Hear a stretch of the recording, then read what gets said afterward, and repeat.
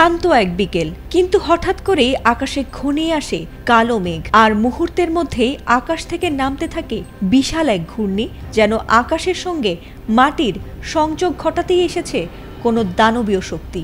এই শক্তিশালী টর্নেডোটির ধেয়ে আসার এমন ভয়ঙ্কর দৃশ্য দ্রুতই ভাইরাল হয়েছে সামাজিক মাধ্যমগুলোতে।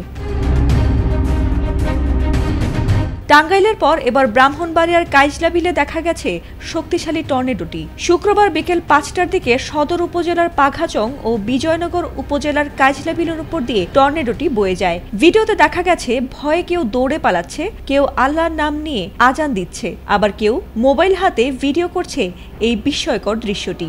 সামাজিক মাধ্যমে মুহূর্তেই ছড়িয়ে পড়ে সেই ভিডিও, যাতে মিশে রয়েছে ভয়, বিস্ময় আর কৌতূহল। প্রত্যক্ষদর্শীরা জানিয়েছেন, বিকেলে হালকা বৃষ্টি হচ্ছিল, ঠিক তখনই দূরে দেখা গিয়েছে ঘূর্ণায়মান এক সরু রেখা। মুহূর্তেই সেটি মাটি ছুঁয়ে তৈরি করে ভয়াবহ এক ঘূর্ণি। বাতাসের তীব্রতার কারণে গাছের ডালপালা দুলতে শুরু করে, পানির ঢেউ ছুটে যায় চারদিকে।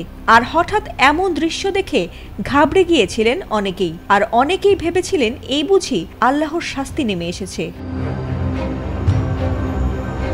তবে সৌভাগ্যের বিষয় হলো, এই টর্নেডোটি খুব বেশি সময় স্থায়ী হয়নি। মাত্র কয়েক মিনিটের মধ্যেই সেটি দুর্বল হয়ে যায়, আর এখন পর্যন্ত কোনো বড় ধরনের ক্ষয়ক্ষতির খবর পাওয়া যায়নি। এ ব্যাপারে আবহাওয়াবিদরা বলেছেন, হঠাৎ গরম ও ঠান্ডা বায়ুর সংঘর্ষে টর্নেডো তৈরি হয়। মেঘের ভেতর বাতাসের ঘূর্ণন যখন নিচের দিকে নেমে আসে, তখন এই ভয়াবহ দৃশ্যের তৈরি হয়। বাংলাদেশের সমতল ভূমিতে এই ধরনের টর্নেডো বিরল হলেও মার্চ থেকে মে বা সেপ্টেম্বর মাসে এমন ঘটনা ঘটতে পারে।